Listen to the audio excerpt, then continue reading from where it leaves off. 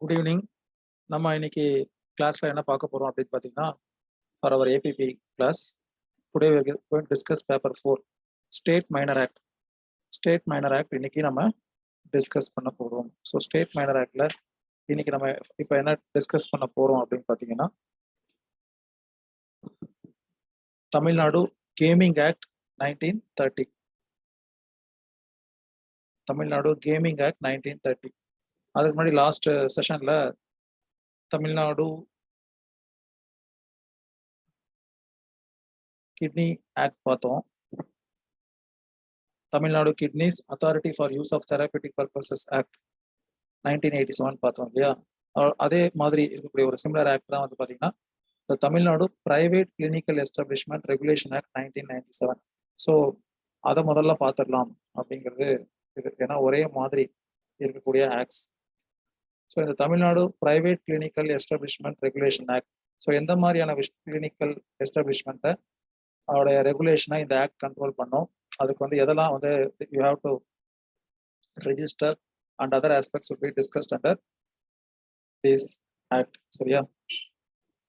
த Tamil Nadu private clinical establishment regulation act 1997 இது எப்போ நடைமுறைக்கு வந்தது அப்படின்னு பார்த்தீங்கன்னா 14th April 1997 இருந்து நடைமுறைக்கு வந்தது. இது எதற்காக அப்படின்னு பார்த்தீங்கன்னா, to regulate hospitals, nursing Holmes and other clinical establishments. சரியா? பிரைவேட் ஹாஸ்பிட்டல்ஸ்க்கும் அப்ளை ஆகும், நர்சிங் ஹோம்ஸ்க்கும் அப்ளை ஆகும், கிளினிக்கல் எஸ்டாப்ளிஷ்மெண்ட்ஸ்க்கும் அப்ளை ஆகும். இப்போ இந்த ஆக்ட் இருக்கு இல்லையா, Tamil Nadu private clinical establishment regulation act 1997. இந்த ஆக்ட்ல மொத்தம் எத்தனை செக்ஷன் இருக்கு அப்படின்னு பார்த்தீங்கன்னா, totally there are 15 sections. 15 sections. As usual, the first section 1 is with regard to short title, extent and commencement. நான் ஏற்கனவே சொன்ன மாதிரி it applies to the entire Tamil Nadu. It applies to the whole of Tamil Nadu. First இந்த act உடைய objects and reasons பார்ப்போம். எதற்காக இது கொண்டு வரப்பட்டது அப்படின்னு சொன்னா, to regulate, as I said that there was no law to regulate the private hospitals, nursing homes and other clinical establishments.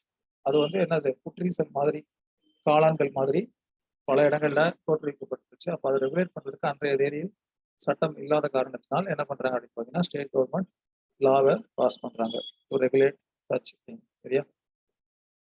உங்களுடைய அப்ஜெக்டிவ் வந்து இந்த ஆக்ட் ஆரம்பிக்கும் போது எப்படி இருக்கும்னா, an act to provide for the regulation of the private clinical establishments in the state of Tamil Nadu for matters connected therewith or incidental thereto அப்படின்னு இருக்கும். சரியா? So section 1 is with regard to short title, extent and commencement. It extends to the entire state of Tamil Nadu and then it commences, as I said, from 14th April 1997. இதெல்லாம் நம்ம பார்ப்போம். அடுத்த முக்கியமானது வந்து என்னன்னு பார்த்தீங்கன்னா டெஃபினிஷன் செக்ஷன். ஸோ டெஃபினிஷன் செக்ஷன்ல section 2ல subsection A, B and C 3 இருக்கு. First subsection A describes competent authority. So competent authority அப்படின்னு சொன்னால் யாரிடம் அவர்கள் அனுமதி பெற வேண்டும் அப்படிங்கிற அந்த ஆஸ்பெக்ட்ஸ் இருக்கு இல்லையா, யாருக்கு அதிகாரம் இருக்கு லைசன்ஸ் கிராண்ட் பண்றதுக்கு, அதே மாதிரி அதை ரத்து பண்ணுவதற்கு அந்த உரிமை யாருக்கு இருக்கு அப்படிங்கிற காம்பிட்டன்ட் அத்தாரிட்டி யாரு அப்படிங்கிறத டிஃபைன் பண்றதுதான் 2A. In this act, unless the context otherwise required, competent authority means any authority, officer or person appointed by the government by notification to perform the functions of the competent authority under this act, and different competent authority may be appointed for different areas அப்படின்னு சொல்லப்பட்டிருக்கு. So அப்போ competent அத்தாரிட்டியாக நியமிப்பதற்கு என்ன அவசியம் கிடையாது, அதுக்கு ஒரு தனி qualification கிடையாது. As per section 2, it may be of any officer or authority or any person. சரியா? ஞாபகம் வச்சுக்கோங்க. So he need not be a doctor. That competent authority need not be a doctor or any other person. Then 2 class 3 speaks about government. As usual, government means state government because it is a state act. இல்லையா? So state act அப்படிங்கிறதுனால government அப்படின்னு சொல்லிட்டு இந்த ஆக்ட்ல எங்கெங்கெல்லாம் வருமோ அதெல்லாம் state கவர்மெண்ட்டை குறிக்கும். தென் section 2C private clinical establishment அப்படின்னா என்ன அப்படின்னு பார்த்தீங்கன்னா, அதுல வந்து மொத்தம் 3 கேட்டகரிஸ் போல கொடுக்கப்பட்டிருக்கு. Category 1, a general hospital private clinical establishment means and includes அப்படின்னு சொல்லப்பட்டிருக்கு. அதுல class 1 என்ன சொல்லிருக்கப்பட்டிருக்கு அப்படின்னு பார்த்தீங்கன்னா private clinical establishment means and includes 1 a general hospital GH, maternity hospital or dispensary அப்படின்னு சொல்லப்பட்டிருக்கு. அதாவது general hospital, maternity hospital or dispensary. Then 2 an institution or a center by whatever name called where physically or mentally sick, injured or infirm person is admitted either as inpatient or outpatient or treatment with or without the aid of operative procedures. அப்போ அந்த healing centres இருக்கு இல்லையா, அதுவும் இதுக்கு கீழே வரும். சரியா? அப்போ இன்பேஷண்ட்டே இல்லை, அவுட் பேஷண்ட்ஸ் மட்டும் தான் இருக்காங்க, கிளினிக் மட்டும் தான் ரன் பண்ணிட்டு இருக்கோம், அப்போ இது அப்ளை ஆகுமா அப்படின்னு பார்த்தீங்கன்னா, as per class 2 of 2 subsection C, institution or a center by whatever name it may be called, in which sick or infirm persons are treated, provided treatment with or without operative procedures. Either the treatment may be carried out as an inpatient or outpatient. உள்நோயாளியாக இருந்தாலும் புறநோயாளியாக இருந்தாலும் இந்த act வந்து அத்தகைய அந்த clinical எஸ்டாபிளிஷ்மெண்ட்டுக்கு apply ஆகும் அப்படின்னு சொல்லப்பட்டிருக்கு. Then third class, a clinic catering to radiological, biological or diagnostic or investigative services with the aid of lab or other medical equipments established and administered or maintained by any person or body of persons, whether incorporated or not, but does not include a clinical establishment and administered or maintained by state government or central government or local authority or a company or corporation owned or controlled by the state government or central government. So அப்போ ஒரு primary health centre இருக்கு, அதே மாதிரி ஒரு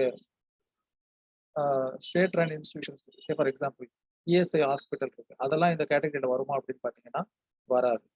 அதே சமயம் lab அதுவும் இந்த இது கீழே வரும். இந்த லேப் வந்து பார்த்தீங்கன்னா clinical catering to radiological, biological or other diagnostic or investigative service அப்படின்னு சொல்றாங்க. So not only the centre which is providing treatment. போன கிளாஸ் 2ல என்ன பார்த்தோம், நான் பார்த்துட்டு இருக்கிற act Tamil Nadu private clinical establishment regulation act 1997. எதெல்லாம் பிரைவேட் கிளினிக் அப்படிங்கிறதெல்லாம் பார்த்துக்கிட்டு இருக்கோம். ஃபர்ஸ்ட் என்ன பார்த்தோம் அப்படின்னு பார்த்தீங்கன்னா GH, maternity thing and other dispensary, இது ஃபர்ஸ்ட் கிளாஸ்ல பார்த்தோம். 2C கிளாஸ் 1ல பார்த்தோம். அப்புறம் கிளாஸ் 2ல என்ன பார்த்தோம் அப்படின்னு பார்த்தீங்கன்னா any institution or center whether treatment has been given as an inpatient or outpatient for any sick or infirm persons or mentally or physically sick அப்படிங்கிறத பார்த்தோம். மூணாவது கேட்டகரி என்ன அப்படின்னு பார்த்தோம்னா it includes lab also, that radiological, biological or other diagnostic or investigative services maintained by any person or body of persons. So even ஒரு registered association, say for example ஒரு Hindu mission hospital இருக்கு, அது ஒரு association உடைய இதுல இருக்கலாம், ஒரு ட்ரஸ்டோடைய இதுல இருக்கலாம், அதுவும் இதற்கு கீழ் பொருந்தும் அப்படின்னு சொல்லப்பட்டிருக்கு. சரியா? பட் ஆனா என்ன exclude பண்ணிருக்காங்கன்னா those clinical establishment administered, controlled, maintained or run by state, central government or other local authority. So public இதுக்கு விலக்கு அளிக்கப்பட்டிருக்கு. அப்போ என்ன இதெல்லாம் இந்த ஆக்டோடைய ரெகுலேஷன் கீழே வராது அப்படின்னு பார்த்தீங்கன்னா primary health centre, urban health centre, that GH, government general hospitals, அதே மாதிரி இஎஸ்ஐ ஹாஸ்பிட்டல்ஸ், இது எல்லாமே என்ன வராது, இந்த சட்டத்தின் கீழே வராது. இதுதான் section 2. Section 2 speaks about definition. அதுல ஒரு முக்கியமான டெஃபினேஷன் என்னன்னு பார்த்தீங்கன்னா தட் பிரைவேட் கிளினிக்கல் எஸ்டாப்ளிஷ்மெண்ட்னா என்ன அப்படிங்கிறது. Then section 3 speaks about registration of private clinical establishments. So அப்போ ரெஜிஸ்ட்ரேஷன் பண்றதுக்கு என்ன ப்ரொசீஜர், என்ன பிரிஸ்கிரைப்டு ஃபீ, அது எவ்வளவு நாள் அந்த ரெஜிஸ்ட்ரேஷன் வேலிடு, மறுபடியும் அதை எப்போ ரெனியூ பண்றது, அதை ரெஜிஸ்ட்ரேஷன் பண்றதுக்கு முன்னாடி அந்த காம்பீட்டன்ட் அத்தாரிட்டி அதை வந்து விசிட் பண்ணணுமா, what are the conditions to be satisfied அப்படின்னு சொல்றது தான் section 3, registration of private clinical establishments. சரியா? ஸோ செக்ஷன் 3ல subsection 1, 2 and 3 are there. Subsection 1 என்ன சொல்லுது அப்படின்னு பார்த்தீங்கன்னா within 6 months from the commencement of this act any private clinical establishment is to be registered அப்படின்னு சொல்லப்பட்டிருக்கு. 3 subsection 1 பார்ப்போம். on or after the date of commencement of this act. So இந்த act எப்போ commencement ஆச்சு? 14th April 1997. அன்றைய தேதியிலிருந்து no person shall carry on any private clinical establishment unless such private clinical establishment is duly registered under this act, provided that every private clinical establishment in existence on the date of the commencement of this act shall apply for registration within 3 months from the date provided further that every private clinical establishment in existence on the date of commencement of this act shall cease to carry on its business on the expiry of 4 months from that date, unless such private clinical establishment has applied for registration and is so registered, or till such application is disposed of, whichever is earlier. அதாவது மூணு category சொல்றாங்க subsection 1ல. அதாவது இனிமேல் இந்த சட்டம் நடைமுறைக்கு வந்த பிறகு தோற்றுவிக்கப்படக்கூடிய அந்த பிரைவேட் கிளினிக்கல் எஸ்டாபிளிஷ்மெண்ட் கம்பல்சரி ரெஜிஸ்ட்ரேஷன் பண்ணியிருக்கணும் அப்படிங்கிறத சொல்றாங்க ஃபர்ஸ்ட். ரெண்டாவது, ஏற்கனவே இருக்கு இந்த சட்டம் நடைமுறை வருவதற்கு முன்பிருந்தே இருக்கக்கூடிய ஒரு பிரைவேட் கிளினிக்கல் எஸ்டாபிளிஷ்மெண்டாக இருந்தால் இந்த சட்டம் நடைமுறைக்கு வந்து 3 மந்த்ஸ்க்குள்ள பண்ணணும் அப்படின்னு சொல்றாங்க. தென் அந்த லாஸ்ட் பேராகிராஃப்ல என்ன சொல்றாங்க அப்படின்னு பாத்தீங்கன்னா, அப்படி ரெஜிஸ்டர் பண்ணாத பட்சத்தில் என்ன அப்படின்னு பாத்தீங்கன்னா, it will be cease to operate அப்படின்னு சொல்றாங்க. அதாவது it will become to halt, அதாவது இனிமேல் அதை தொடர்ந்து நடத்தக்கூடாது. Carry on its business on the expiry of 4 months from that date அப்படின்னு சொல்லப்பட்டிருக்கு. அப்போ அந்த சட்டம் நடைமுறைக்கு வந்து 3 மாதத்திற்குள் பதிவு செய்திருக்க வேண்டும். அப்படி இல்லை என்று சொன்னால் 4 மாதத்திற்கு பிறகு அது தொடர்ந்து அதனை இதை நடத்த முடியாது அப்படின்னு சொல்றாங்க. Unless such private clinical establishment has applied for registration and is so registered, or till such application is disposed of, whichever is earlier. So அப்போ அதை என்ன பண்ணியிருக்காங்க, ஒரு அப்ளிகேஷன் கொடுத்துட்டாங்க 3 months இந்த ஆக்ட் வந்து கருப்பான் அது நடைமுறையில இருக்கு அந்த அப்ளிகேஷன் அப்படின்னா, till the disposal of the application it can continue the running of that establishment. சரியா? ஸோ இதெல்லாமே ப்ரீவியஸ் இதுல. இப்போ என்ன அப்படின்னு பார்ப்போம். 3 subsection 2, every application for registration under subsection 1 shall be made to the competent authority in such form and in such manner, and shall be accompanied by such fee not exceeding 5,000 rupees as may be prescribed. So what is the fee for registering any private clinical establishment under this act அப்படின்னு பாத்தீங்கன்னா, option A 5,000, option B 10,000, option 3,000 அப்படின்னு கேட்டிருந்தா என்ன சொல்லணும், 5,000 rupees. Then class 3, sorry, subsection 3, no private clinical establishment shall be registered under this act unless the competent authority is satisfied that such private clinical establishment is in a position to provide such specialized services and facilities, possess such skilled manpower and equipments and conditions as may be prescribed. So it is for the competent authority to sanction a registration. இப்போ ஒரு nursing ஹோம்னா அதுக்கு வந்து ஒரு proper ஒரு emergency exit இருக்கா, அதுல இருக்கக்கூடிய skilled man power இருக்கா அப்படிங்கிற அந்த விஷயங்கள்லாம் ஆய்வு செய்து பாதுகாப்பான முறையில் இருக்கிறதா, அதுல லேப் இருக்கு அப்படின்னு சொன்னா it is satisfying the conditions prescribed by some rules or regulations, அதெல்லாம் என்ஷூர் பண்ணிட்டு then he would give the sanction for registration. So it is the duty of competent authority அப்படின்னு சொல்றாங்க. So section 3 என்ன, registration of private clinical establishment. So 3 மாதத்திற்குள் என்ன பண்ணணும், இந்த act நடைமுறைக்கு வந்து 3 மாதத்திற்குள் கண்டிப்பா பண்ணியிருக்கணும் அப்படிங்கிறத பார்க்குறோம். அப்படின்னா 4 மாசத்துக்குள்ள அது சீஸ் ஆயிடும் அப்படிங்கிறத கிளாஸ் 1ல பார்த்தோம். அப்புறம் சப்செக்ஷன் 1ல பார்த்தோம். சப்செக்ஷன் 2ல என்ன பார்த்தோம் அப்படின்னு பார்த்தீங்கன்னா, ஃபீஸ் 5,000 rupees. தென் சப்செக்ஷன் 3ல it is for the competence of the competent authority, அவருடைய முடிவுக்கு உட்பட்டது அப்படின்னு சொல்லதை பார்த்தோம். Then section 4, certificate of registration. இந்த சர்டிபிகேட் ஆஃப் ரெஜிஸ்ட்ரேஷன் அப்படிங்கிற சொல்லும் போது என்ன, whether the competent authority has the power to reject the application or what is the time period for renewal, அந்த மாதிரியான விஷயங்களை சொல்லத்தான் certificate of registration. So certificate registration section 4, certificate of registration, it has totally 5 subsection. Subsection 1 என்ன சொல்லுது அப்படின்னு பார்த்தீங்கன்னா, the competent authority shall hold, after holding inquiry and after satisfying itself that the applicant has complied with all the requirements of this act and the rules made thereunder, grant to the private clinical establishment a certificate of registration in such form and subject to such conditions as may be prescribed. So he has to follow that proper, after conducting proper inquiry and investigation, and on satisfaction such competent authority issue the certificate of registration as per subsection 1 of 4 அப்படின்னு சொல்றாங்க. Then subsection 2ல இப்போ ஒரு satisfy ஆகல, there might be some problem in the safety measures or some availability of some specialties and other things. So அப்ப அந்த மாதிரியான இதுல என்ன அப்படின்னு பார்த்தீங்கன்னா, subsection 2, if after the inquiry and after giving an opportunity to the applicant of being heard, the competent authority is satisfied that the applicant has not complied with the requirement of this act and the rules made thereunder, it shall, for reasons to be recorded in writing, reject the application of registration. So அப்போ ஒரு application reject பண்றதா இருந்தா என்ன பண்ணணும், first you should have conducted an inquiry, and then you should also give an opportunity of being heard. அதாவது natural ஜஸ்டிஸை follow பண்ணிருக்கணும். ஆடி ஆல்ட்ரம் பாட்டம் அப்படின்னு சொல்லுவாங்கல்ல, no person shall be condemned unheard அப்படின்னு சொல்லிட்டு.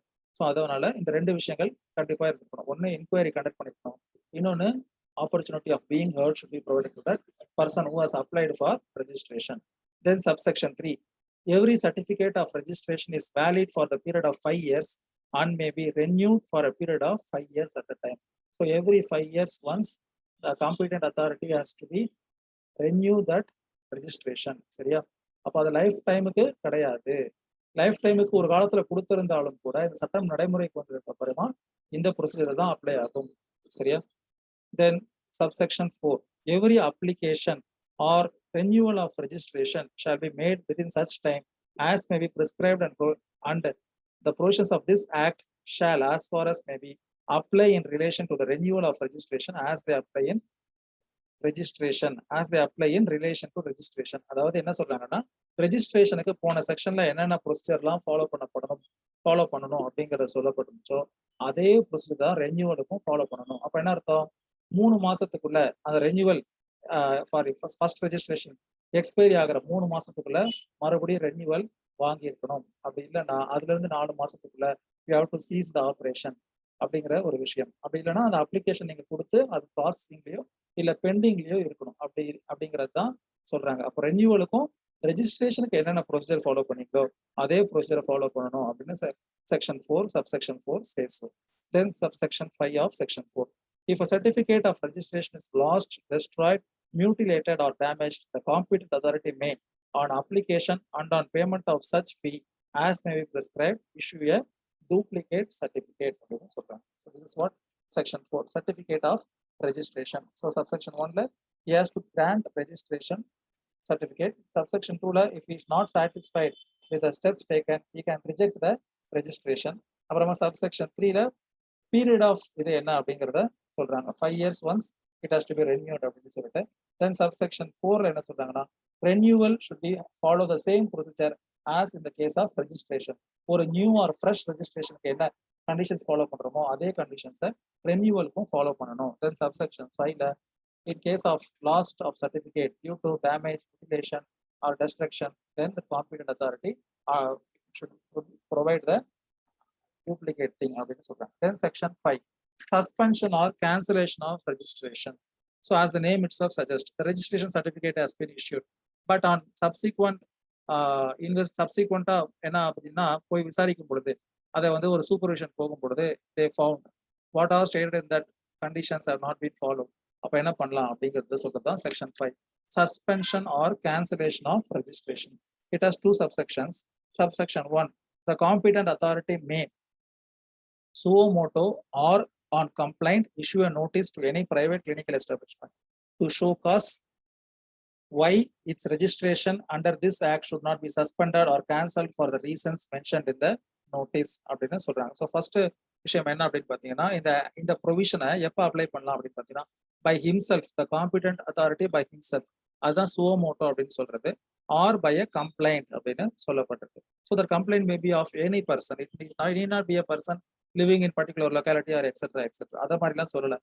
எதர் suo motu or based on a complaint என்ன பண்ணணும், ஒரு நோட்டீஸை இஷ்யூ பண்ணணும் அந்த பிரைவேட் கிளினிக்கல் எஸ்டாப்ளிஷ்மெண்ட்டுக்கு, why its registration should not be suspended or cancelled அப்படிங்கிறத அந்த நோட்டீஸ்ல குறிப்பிடப்பட்டிருக்க வேண்டும் அப்படின்னு சொல்றாங்க. Then subsection 2 will speaks about after issuing the show cause notice what are the steps to be followed. ஏன்னா subsection 1 ல என்ன சொல்லிட்டாங்க, show cause notice issue பண்ணணும், why cancellation or suspension of registration should not be done against your establishment அப்படிங்கிறதுக்கு show cause notice அனுப்பிடுறோம், by suo motu or by based on a complaint of any person. Then subsection 2, if after giving a reasonable opportunity of being heard to the private clinical establishment, the competent authority is satisfied that there has been a breach of any of the provisions of this act or the rules made thereunder or the conditions of registration, it may without prejudice to any other action that it may take against such private clinical establishment, suspend its registration for such period as it may think fit or cancel its registration, provided that where the competent authority is of the opinion that it is necessary or expedient so to do in the public interest, it may, for reasons to be recorded in writing, suspend the registration of any private clinical establishment without issuing any notice அப்படின்னு சொல்லப்பட்டிருக்கு. So அப்போ ஒரு தவிர்க்க முடியாத ஒரு emergency சுச்சுவேஷன்ல notice கொடுக்காமையே கூட அதை என்ன பண்ணலாம், சஸ்பெண்ட் பண்றதுக்கு பவர் இருக்கு அப்படின்னு சொல்லப்பட்டிருக்கு. சரியா? நீங்க உத்து கவனிச்சீங்கன்னா இந்த தட் எமர்ஜென்சி கிளாஸ்ல என்ன சொல்லியிருக்காங்கன்னா, சஸ்பென்ஷன் பண்றதுக்கு தான் அதிகாரம் இருக்கு. அந்த கேன்சலேஷன்ங்கிற வேர்டு யூஸ் பண்ண மறுபடியும் படிக்கிறேன், கவனிங்க. provided that where the competent authority is of the opinion that it is necessary or expedient so to do in the public interest, it may, for reasons to be recorded in writing, suspend the registration of any private clinical establishment அப்படின்னு சொல்லப்பட்டிருக்கு. சரியா?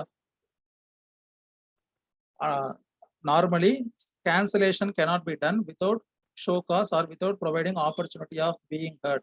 Say for example, so rules and regulations la irukku, treatment should be provided by only by the registered medical practitioner who is registered அப்படிங்கறத இருக்கு. நம்ம போன அந்த இதுல பார்த்தோம், யார் ரெஜிஸ்டர்ட் மெடிக்கல் பிராக்டிஷனர் அப்படின்னு சொல்லிட்டு கிட்னி ஆக்ட்ல பார்த்தோம். அதுல என்ன பார்த்தோம், section 2 clause H of Indian medical council act படி you should qualify to be that medical இது அப்படிங்கிறத பார்த்தோம். And subsequently you should be enrolled in the Tamil Nadu medical council அப்படிங்கிற 2 கேட்டகரியை ஃபுல்ஃபில் பண்ணிருக்கணும்னு பார்த்தோம். ஸோ அப்போ அப்படிப்பட்ட நபர் ட்ரீட்மெண்ட் கொடுக்காம வேற ஏதோ ஒரு நபர், ஒரு சீனியர், ஒரு அட்டண்டன்ட் இல்ல வேற யாரோ ட்ரீட்மெண்ட் கொடுத்துட்றாங்க, ஏதோ ஒன்று ஆயிடுச்சு அப்படின்னா அத்தகைய சூழ்நிலைகள்ல this competent authority can suspend or cancel the registration அப்படின்னு சொல்றாங்க. சரியா? This is what section 5, suspension or cancellation of registration. So அப்ப என்ன பண்ண முடியாது, without show cause notice or providing the opportunity of being heard, even in case of emergency, the competent authority can only suspend the registration, but he cannot cancel the registration as per section 5. சரியா? Then section 6, inspection or inquiry. Section 6 is with regard to inspection or inquiry. யார் inspect பண்ணுவா, யார் inquiry பண்ணுவா அப்படின்னு பாத்தீங்கன்னா the competent authority அப்படிதானே. அப்ப அந்த competent authority என்ன மாதிரியான விஷயங்களை பண்ணணும்? There are totally 4 subsections. Section 6, inspection or inquiry. Subsection 1, the competent authority shall have the right to cause an inspection or inquiry in respect of any private clinical establishment, its buildings, labs or equipments, and also of the work conducted or done by the so and so establishment to be made by such person or persons as it may direct, and to cause an inquiry to be made in respect of any other matter connected with the private clinical establishment, and that establishment shall be entitled to be represented thereat அப்படின்னு சொல்றாங்க. So அப்போ என்ன சொல்றாங்கன்னா, he can delegate that inquiry or investigation. அதாவது subsection 1 of section 6. It is not necessarily or directly that only that the competent authority should go and inquire or investigate and do that required process. Even he can delegate the persons. அப்ப இவரால் நியமிக்கப்படக்கூடிய, இவரால் அதிகாரம் வழங்கப்படக்கூடிய நபர்கள் கூட என்ன பண்ணலாம், அந்த இன்கொயரியோ இல்ல இன்வெஸ்டிகேஷனோ பண்ணலாம். அப்ப பண்ணும்போது அந்த எஸ்டாப்ளிஷ்மெண்ட்டை மட்டும்தான் பண்ணணுங்கிற அவசியம் கிடையாது. எஸ்டாப்ளிஷ்மெண்ட்டுங்கிற போது அதுல 3 வகையான இதை பார்த்தோம். அதுல அதான் செக்ஷன் சில கிளாஸ் 1, கிளாஸ் 2 அண்ட் கிளாஸ் 3 பார்த்தோம். 2C ல அந்த கிளாஸ் 3ல ஈவன் தட் லேப்ஸ் அந்த இதெல்லாம் பார்த்தோம் இல்லையா, ஒரு ரேடியாலஜிக்கல் ஆர் பேத்தாலஜிக்கல் லேப்ஸ், அதே மாதிரி அதோடைய அந்த டயக்னோசிஸ் இது மற்ற விஷயங்களையும் கூட அங்க உபயோகப்படுத்தக்கூடிய அந்த எக்யூப்மெண்ட்ஸ் உடைய தரங்கள், அது சம்பந்தமா கூட இன்கொயரியோ இன்வெஸ்டிகேஷனோ பண்ணலாம். ஆனால் அப்படி பண்ணும் பொழுது என்ன பண்ணணும், அந்த establishment has a right to be presented அப்படின்றாங்க. they are entitled to be represented thereat அப்படின்னு சொல்றாங்க. அப்ப அவரோ அந்த அந்த ஆஸ்பத்திரியுடைய மேனேஜ்மெண்ட்டோ அந்த மேனேஜ்மெண்ட்டின் சார்பாக நிச்சயமாக ஒருவர் ரெப்ரசன்ட் பண்ணுவதற்கு, அத்தகைய இன்வெஸ்டிகேஷன் போது இருப்பதற்கு அவர்கள் என்டைட்டில் அப்படின்னு சொல்லும் போது கண்டிப்பாக அவர்களுக்கு அந்த வாய்ப்பினை கொடுக்க வேண்டும். Then subsection 2, the competent authority shall communicate to the private clinical establishment the view of that authority with reference to the results of such inspection or inquiry, and may, after ascertaining the opinion of the private clinical establishment thereon, advise that establishment upon the action to be taken. So அப்ப இந்த இன்வெஸ்டிகேஷனுடைய outcome என்ன அப்படிங்கறத he has to disclose it to that, the competent authority has to disclose it to that establishment. அப்ப அவர்களுடைய ஒப்பீனியனையும் கேட்டுட்டு நம்மளுடைய இந்த ஃபைண்டிங்ஸையும் சொல்லிட்டு அவர்களுடைய ஒப்பீனியனும் பெறப்பட்டு இத்தகைய செயல்களில் நீங்கள் அதிகம் கவனம் செலுத்த வேண்டும், இதையெல்லாம் சரி செய்ய வேண்டும் அப்படிங்கிற அந்த டைரக்ஷன்ஸை இஷ்யூ பண்றதுக்கு he has the right under subsection 2 of section 6. சரியா? Then subsection 3, the private subsection 3 of section 6. The private clinical establishment shall report to the competent authority that such thing, அதான் இப்ப ஏற்கனவே அவர் சொன்னார் இல்லையா, இந்த நடவடிக்கைகள் நீங்கள் எடுக்கணும், சரி பண்ணிக்கணும், இந்த விஷயங்கள் அப்படிங்கிறத சரி பண்ணிட்டோம் அப்படிங்கறத அந்த ரிப்போர்ட்டை தாக்கல் பண்ணணும். சரி பண்ணிட்டாதான் subsection 3. The private clinical establishment shall report to the competent authority the action, if any, which is proposed to be taken or has been taken upon the results of such inspection or inquiry. Such report shall be furnished within such time as the competent authority may direct அப்படின்னு சொல்றாங்க. அப்ப அந்த subsection 2ல competent authority என்ன பண்ணலாம், reasonable time கொடுக்கலாம். இதான் உங்களுக்கு அகைன்ஸ்டான findings, நீங்க இதெல்லாம் சரி பண்ணிக்கணும் அப்படின்னு சொல்லிட்டு அவங்ககிட்ட.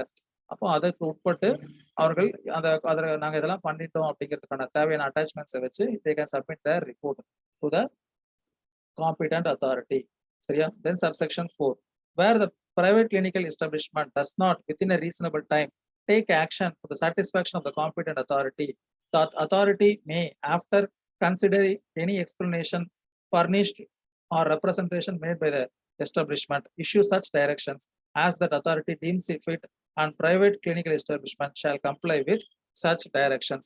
So upon the report, if he is not satisfied and he wants something better to be done or something further to be done அப்படின்னு சொன்னால் அதையெல்லாம் செய்வதற்கு அவர் என்ன பண்ணலாம், he can give directions. அப்படி சொன்னால் நிச்சயமாக that private clinical establishment shall comply with the directions. shall என்று சொன்னால் நிச்சயமாக அப்படின்னு அர்த்தம். சரியா? இதுதான் வந்து subsection 4. So section 6 investigation and inquiry ல 4 விஷயங்கள் பார்த்தோம். ஃபர்ஸ்ட் என்ன பார்த்தோம், section 6 subsection 1ல he can delegate the other authorities to carry out that இது அப்படின்னு சொன்னோம். But during that time that establishment has the right to be represented அப்படிங்கறத first subsection 1ல பார்த்தோம். subsection 2ல அந்த ரிப்போர்ட்டை என்ன பண்ணணும், upon the action to be taken அப்படிங்கறத எதெல்லாம் நீங்க சரி பண்ணணும் அப்படிங்கறத அவர் அந்த அந்த அந்த அத்தாரிட்டிஸ் உடைய இதையும் ஃபைண்டிங்ஸையும் அந்த எஸ்டாப்ளிஷ்மெண்ட் உடைய வியூவையும் கேட்டுட்டு இதையெல்லாம் நீங்க ஸ்டெப்ஸ் எடுக்கணுங்கிறத சப்செக்ஷன் 2ல சொல்லணும். சப்செக்ஷன் 3ல அந்த ரிப்போர்ட்டை இவங்க சப்மிட் பண்ணலாம். யாரு, அந்த எஸ்டாப்ளிஷ்மெண்ட். உங்களுடைய இதுபடி நாங்க இதை இத்தனை நாளுக்குள்ள பண்ணிடுவோம், இல்ல இப்படி பண்ணிடுவோம், இல்ல அப்படி அந்த காம்பீட்டன்ட் அத்தாரிட்டி ஒரு குறிப்பிட்ட காலக்கெடு கொடுத்திருந்தால் அந்த காலக்கெடுவிற்குள் அந்த ரிப்போர்ட்டை தாக்கல் பண்ணணும் அப்படின்னு சொல்றாங்க. அப்புறம் லாஸ்ட் சப்செக்ஷன்ல அந்த ரிப்போர்ட் சாட்டிஸ்பாக்சனா இல்ல, இன்னும் ஃபர்தரா ஏதாவது பண்ணணும், பெட்டரா ஏதாவது பண்ணணும் அப்படின்னு சொல்லி அந்த காம்பீட்டன்ட் அத்தாரிட்டி ஒரு டைரக்ஷன் கொடுத்தாரு அப்படின்னு சொன்னால் நிச்சயமாக அதை கம்ப்ளை பண்ணணும் அப்படின்னு சொல்றதுதான் சப்செக்ஷன் 4. தென் செக்ஷன் 7 அப்பீல். ஸோ அப்பீல் அப்படிங்கிறது எந்தெந்த ப்ரொவிஷனுக்கு எல்லாம் அப்பீல் வரும் அப்படின்னு பாத்தீங்கன்னா, நான் செக்ஷன் 3க்கு மேல அப்பீல் வரலாம். செக்ஷன் 3 என்னது, ரெஜிஸ்ட்ரேஷன். ரெஜிஸ்ட்ரேஷன் பண்றதுக்கும் பண்ணாததுக்கும் காம்பீட்டன்ட் அத்தாரிட்டிக்கு உரிமை இருக்கு. ஸோ அப்போ அதை என்ன பண்ணிடுறாரு, காம்பீட்டன்ட் அத்தாரிட்டி ரிஜெக்ட் பண்ணிடுறாரு, அதுக்கு மேல அப்பீல் வரலாம். அதே மாதிரி செக்ஷன் 4ல சர்டிபிகேட் ஆஃப் ரெஜிஸ்ட்ரேஷன் அது கொடுக்கறதுல அவர் தாமதம் பண்றாரு, இல்ல அவர் சாட்டிஸ்ஃபை ஆகல, ரெனியூவலோ இல்ல ஃபர்ஸ்ட் ரெஜிஸ்ட்ரேஷனோ அவர் சரியான முறையில சர்டிபிகேட் கொடுக்கல, சரியா, இஸ் நாட் சாட்டிஸ்ஃபைட், அதுக்கு மேல அப்பீல் வரலாம். அதே மாதிரி செக்ஷன் 5ல எடுக்கப்பட்ட அந்த suspension or cancellation of registration due to some violation of any provisions of this act or regulations made under this act அப்படிங்கிற அந்த கேட்டகரிக்குல என்ன பண்ணலாம், அப்பீல் போலாம், காம்பீட்டன்ட் அத்தாரிட்டியுடைய உத்தரவுக்கு மேல. சரியா? அதே மாதிரி findings of that competent authority with regard to any investigation or enquiry. இல்ல அவர் ஒரு விஷயம் சொல்றாரு இல்லையா, these are the things to be complied அப்படின்னு சொல்றது, பட் அதையெல்லாம் வந்து it is against that any law அப்படிங்கிற ஒரு கிரவுண்ட்ஸ்ல கூட போலாம். என்ன அப்படிங்கிறத பார்ப்போம். Section 7 appeals. Any private clinical establishment aggrieved by an order of the competent authority rejecting an application for registration under subsection 2 of section 4 or an order of suspension or cancellation of registration under subsection 2 of section 5. So subsection 2 of section 4 is with regard to rejecting the application of registration. Then subsection 2 of section 5 is with regard to any direction, that is any order or suspension of the registration certificate issued. சரியா? அதுக்கு அடுத்து என்ன அப்படின்னு பாத்தீங்கன்னா, or by any direction of the competent authority under section 6 may. So அப்போ subsection 4 subsection 2 அதே மாதிரி 5 subsection 2 or again subsection 6 இந்த 3 இதற்கு மேலாக அப்பீல் போலாம் அப்படின்னு சொல்றாங்க. மே within 30 days from the date of receipt of the order prefer an appeal to such authority and in such manner as may be prescribed அப்படின்னு சொல்றாங்க. So as per section 7 அப்பீலுங்கிறது 30 days time limit கொடுக்கப்பட்டிருக்கு. எதற்கு மேல எல்லாம் போலாம் அப்படின்னு பாத்தீங்கன்னா, where your application for registration is rejected அப்படின்னு சொன்னால் which it would be rejected under subsection 2 of section 4. அப்ப அதுக்கு மேல போலாம். அதே மாதிரி your registration has been suspended or cancelled under subsection 2 of section 5 அப்படின்னா அதற்கு மேல போலாம். அப்படி இல்லைன்னா with regard to any findings of during that inquiry or investigation under section 6 இதெல்லாம் நீங்க பண்ணணும் சரி பண்ணணும் அப்படின்னு சொல்றாரு. But it is not possible or it is against the established law அப்படின்னு சொன்னால் அதற்கு மேல போலாம். சரியா? எத்தனை நாளுக்குள்ள போகணும்? 30 daysக்குள்ள போகணும். to that authority to whom அப்படின்னு சொல்லிட்டு இதற்கான சட்டத்தில் அல்லது குறிப்பிடப்பட்டிருக்கிற விதியின் அடிப்படையில் நீங்க போகணும் அப்படின்னு சொல்றாங்க. Then section 8 punishment for contravention of any provisions of this act. So section 8 வந்து என்னது? punishment. இது வரைக்கும் நம்ம பார்த்தோம் இல்லையா? section 4ல ரெஜிஸ்ட்ரேஷன் சர்டிபிகேட் இது பண்றத பார்த்தோம். செக்ஷன் 5 சஸ்பென்ஷன் இது அந்த மாதிரியான விஷயங்கள். ஸோ இதுல ஏதோ ஒரு கான்ட்ரவென்ஷன் இருக்கு, ப்ராப்பரா அந்த சேஃப்டி மெஷர்ஸ் ஆர் கைட்லைன்ஸ் இது கொடுக்குற இன்ஸ்ட்ரக்ஷன்ஸை கம்ப்ளை பண்ணல, இந்த மாதிரியான விஷயங்கள். அதற்கு என்ன தண்டனை அப்படின்னு பார்த்தீங்கன்னா section 8 punishment for contravention of any provisions of this act. Whoever contravenes any provisions of this act or any rule made under this act or may condition of the registration granted thereunder shall be punishable with fine which shall not be less than 5,000 rupees but which may extend to 15,000 rupees அப்படின்னு சொல்லப்பட்டிருக்கு. So எல்லா minor ஆக்ட்ல இருக்கிற மாதிரி next பேர் என்ன இருக்கும்? provided that if the court finds some adequate reasons then for reasons to be recorded in judgment impose a fine of less than 5,000 rupees அப்படின்னு இருக்கும். அப்போ இதுக்கான இந்த ப்ரொவிஷன்ஸ் இந்த ஆக்டுடைய ப்ரொவிஷன்ஸை கான்ட்ரவீன் பண்ணா மீறும் பட்சத்தில் அதற்கான தண்டனை என்ன? 5,000 ரூபாயிலிருந்து 15,000 ரூபாய் வரைக்கும் அபராதம் அப்படிங்கிற ஆஸ்பெக்ட சொல்லப்பட்டிருக்கு. சரியா? இது எந்த மாதிரியான கான்ட்ரவென்ஷனுக்குலாம்? Any violation of any provisions or regulations or rules made under this act as well as with regard to any condition of registration granted. So registration would normally be granted based on some conditions. You have to do this or you have to do this, etc., etc. That is every 5 years once you have to apply for renewal, etc., etc. இருக்கு இல்லையா? அப்போ அதில் ஏதோ ஒரு விஷயத்த கான்ட்ரவீன் பண்ணிட்டாங்கன்னா அதற்கான தண்டனை. Section 9 offenses by companies. Say for example some clinical establishment may be established under Companies Act. சரியா? அப்போ அந்த மாதிரியான கம்பெனிஸ் தப்பு பண்ணா யாரும் தண்டனை கொடுக்கறது? ஏன்னா நமக்கு தெரியும் company is a separate entity and that persons R that managing director that individual is a separate entity அப்படின்னு நம்ம கேள்விப்பட்டிருப்போம். அப்போ அதற்கான விளக்கத்தை குறிக்கிறது தான் section 9 offenses by companies. It has 2 subsections. First subsection 1 where any offense punishable under this act has been committed by a company, every person who at the time of offense was committed was in charge of and was responsible to the company for the conduct of the business of the company as well as the company shall be deemed to be guilty of the offense and shall be liable to be proceeded against and punished accordingly அப்படின்னு சொல்லியிருக்காங்க.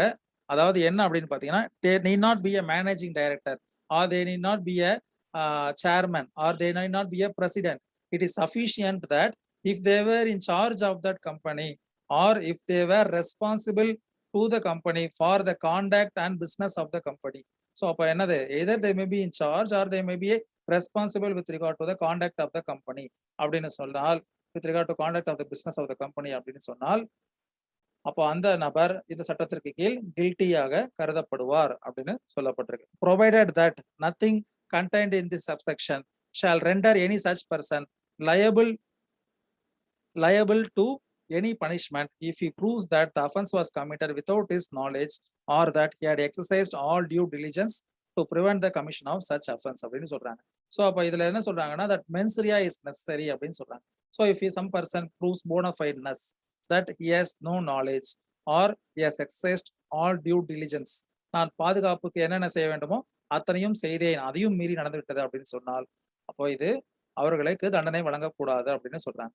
Then subsection 2 of section 9 notwithstanding anything contained in subsection 1 where any offense punishable under this act has been committed by company and it is proved that the offense has been committed with the consent or connivance or of as attributable to any neglect on the part of any director, manager, secretary or other officer of the company, such director, manager, secretary or other officer shall also be deemed to be guilty of that offense and shall be liable to be proceeded against and punished accordingly அப்படின்னு சொல்லப்பட்டிருக்கு. அப்ப என்ன சொல்றாங்க? a person is a secretary but he may not be charged with the management of the company or he may not be responsible for the conduct of the business of the company. ஏன்னா நம்ம subsection 1ல என்ன பார்த்தோம், மேம்போக்காக யாரு அந்த நிறுவனத்தின் பொறுப்பில் இருக்கிறார்களோ அல்ல அந்த நிறுவனத்தின் வணிகம் தொடர்பான விஷயத்தில் இருக்கிறார்களோ அவர்களுக்கு தான் பொறுப்பு அப்படின்னு பார்த்தோம். சில நேரங்கள்ல உயர் பதவியில் இருப்பவர்களின் அனுமதியோடு அல்லது அவர்களும் கூட்டாக சேர்ந்து இந்த மாதிரியான வயலேஷன்ஸ்ல ஈடுபட்டிருக்காங்கிறது நிரூபிக்கப்பட்டால் அப்ப என்ன மாதிரியான தண்டனை கொடுக்கப்படும் அப்படின்னு பாத்தீங்கன்னா, சப்செக்ஷன் 1ல அந்த நபர்களுக்கு என்ன தண்டனை கொடுக்கணுமோ அதே தண்டனை தான் இந்த manager, secretary, president or director or any other officer of the company அப்படின்னு சொல்லப்பட்டிருக்கு. எக்ஸ்பிளனேஷன் அப்படின்னு கம்பெனி அப்படின்னா என்ன அப்படின்னு பாத்தீங்கன்னா, company explanation A company means any body corporate and includes a firm, society or other association of individuals. அப்ப இந்த ஆக்ட்ல தான் ரெஜிஸ்டர் பண்ணிக்கணும், இதற்கு கீழே வரணும் அப்படிங்கிற அவசியம் கிடையாது. அப்புறமா B, director in relation to 1, a firm means a partner in the firm. அப்போ ஒரு ஃபர்ம்ல டைரக்டர்னு ஒருத்தர் இருக்க மாட்டாங்க, அப்போ அதுல பார்ட்னரை குறிக்கும் அப்படின்னு சொல்றாங்க. In society or other association of individuals means the person who is entrusted under the rules of society or other association with the management of the affairs or of the society or other association as the case may be அப்படின்னு சொல்லப்படுறாங்க. அப்ப இதெல்லாம் என்ன சொல்றாங்கன்னா, அந்த loop ஹோலை use பண்ணி யாரும் தவறு செய்தவர்கள் தப்பிக்க கூடாது அப்படின்னு சொல்றாங்க.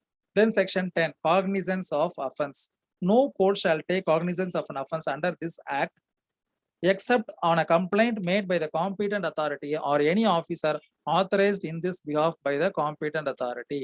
அப்போ கோர்ட்ல இந்த provisions of this act has been violated அப்படின்னு சொல்லிட்டு யாரு வந்து மனு தாக்கல் பண்ண முடியும் அப்படின்னு பாத்தீங்கன்னா, காம்பீட்டன்ட் அத்தாரிட்டி தான் மனு தாக்கல் பண்ண முடியும். அப்ப நீங்களும் நானும் என்ன பண்ண முடியாது, நேரடியாக ஒரு நீதிமன்றத்தில் வழக்கு தாக்கல் பண்ண முடியாது. நாம அந்த காம்பீட்டன்ட் அத்தாரிட்டிக்கு கம்ப்ளைண்ட் கொடுத்துருக்கலாம். அதன் அடிப்படையில் அவர் இந்த சட்டத்திற்கு உட்பட்டு ஃபாலோ பண்ணி then only you can make a complaint to the concern court. சரியா? Section 11, protection of action taken in good faith அப்படின்னு சொல்லப்பட்டிருக்கு. ஸோ அதுல சப்செக்ஷன் 1 என்ன சொல்றாங்க அப்படின்னு பாத்தீங்கன்னா, அந்த no suit prosecution or other legal proceeding shall be against any person for anything which is in good faith done or intended to be done in pursuance of the provisions of this act. அதுதான் சொல்றாங்க. அதாவது ஒரு நல்லெண்ணத்தில் இந்த சட்டத்தை நடைமுறைப்படுத்துவதற்காக செயல்படுத்தக்கூடிய விஷயங்களுக்கு எந்த ஒரு legal proceedings or suit or other things to be done அப்படின்னு சொல்லப்பட்டிருக்கு. அதே மாதிரி சப்செக்ஷன் 2ல என்ன சொல்றாங்கன்னா, no suit or other legal proceeding shall lie against the government for any damage cause or likely to be cause for anything which is in good faith done or intended to be done in provisions in pursuance of the provisions of this act அப்படின்னு சொல்றாங்க. அதாவது ஒரு அரசினையும் நம்ம என்ன பண்ண முடியாது, we cannot legally make liable for anything done with good intent அப்படின்னு சொல்லப்பட்டிருக்கு. Then section 12 is with regard to furnishing of returns etc. Every private clinical establishment shall within such time or within such extended time as may be fixed by the competent authority in this behalf furnish to the competent authority such returns, statistics and other informations as the competent authority may from time to time require. இது வந்து எப்படின்னா, societies ஆக்ட்ல அந்த registrar of societies கிட்ட ஒரு frequent இன்டர்வல்ஸ்ல நம்ம submit பண்ணுவோம் இல்லையா, அதே மாதிரி இந்த ஆக்ட்ல அந்த காம்பிடன்ட் அத்தாரிட்டி கிட்ட சப்மிட் பண்ணணும் அப்படின்னு சொல்றதுதான் section 12. Then section 13, competent authority etcetera to be public servant. Public சர்வெண்ட்ங்கிறது எங்க டிஃபைன் பண்ணிருப்பாங்க, ஐபிசில செக்ஷன் 21ல டிஃபைன் பண்ணிருப்பாங்க, ஞாபகம் வச்சுக்கோங்க. Every authority and every officer duly authorized to exercise the powers or to discharge any duty imposed on it or him by under this act shall be deemed to be a public servant within the meaning of section 21 of IPC. So appo whether a competent authority is a public servant அப்படின்னு கேட்டீங்கன்னா yes, whether any person authorized by competent authority to go for investigation or inquire that establishment அப்படிங்கிறவர் public சர்வெண்டா அப்படின்னு பாத்தீங்கன்னா ஆமாம். Then section 14, power to make rules. State government has the power to make rules for carry out the purposes of this act under subsection 1. Then subsection 2 என்ன சொல்றாங்கன்னு பாத்தீங்கன்னா, நார்மலா சொல்றதுதான். Immediately that legislative assemblyல any rules made அப்படின்னு சொன்னா அதை என்ன பண்ணணும், பிளேஸ் பண்ணணும் அப்படின்னு சொல்றாங்க. அப்படி இல்லைன்னா நெக்ஸ்ட் செஷன்ல பிளேஸ் பண்ணணும். அதோடைய கன்சென்ட் வாங்கினதுக்கு அப்புறமா தான் அது நடைமுறைக்கு வரும். அவர்கள் அதை அனுமதிக்கவில்லை என்று சொன்னால் அது நடைமுறைக்கு வராது அப்படின்னு சொல்றாங்க. தென் section 15, power to remove difficulties என்ன அப்படின்னு பாத்தீங்கன்னா, If any difficulty arises in giving effect to the provisions of this act, the government may, as occasion requires by order, not inconsistent with the provisions of this act, do anything which appear to them to be necessary or expedient for the purpose of removing the difficulty, provided that no order under this section shall be made after the expiry of 2 years from the date of commencement of this act அப்படின்னு சொல்றாங்க. அப்ப இதுல இருக்கக்கூடிய சில விஷயங்களை மாற்ற வேண்டும் அல்லது நீக்க வேண்டும். To remove any difficulty or to give a better understanding or explanation அப்படின்னா it should be done within 2 years from the date of commencement of this act. So already that 2 years have been over. So section 15 பெரிய விஷயம் இல்லை. So this is all with regard to this particular act, that is Tamil Nadu Private Clinical Establishment Regulation Act 1997. So government agencies, government run institutions are exempted, and other things with regard to registration, suspension or cancellation of registration, inquiry, investigation, and punishment, etc. have been discussed in depth in this act. Thank you.